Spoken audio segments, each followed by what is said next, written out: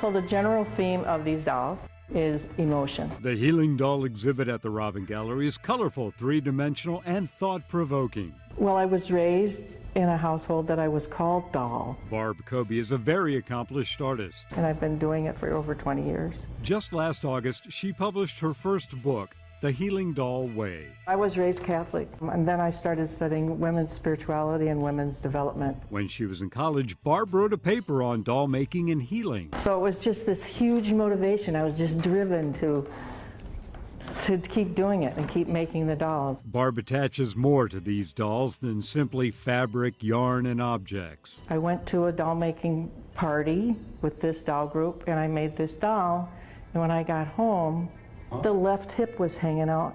Do you see it? And I was dealing with hip pain. And it was a sign for me from the doll that I needed to have my hip replaced. These dolls speak to me. Normally, all these dolls live in Barb's home with she and her husband. What he said to me, he said, "I'm tired of having all these faces looking at me when I walk through the house. Let's have a show." So most all of the works that you see are available for sale. Another cool thing Barb has done is to place the page number of a particular doll where it's referenced in her book to get the backstory on it. And she's made copies of her book available for gallery goers to use. The number one question doll makers get asked is, where did you get the faces?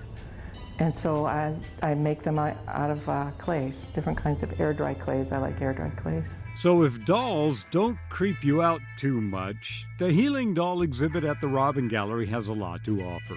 For Weekend Showcase, Neil Persley, CCX News.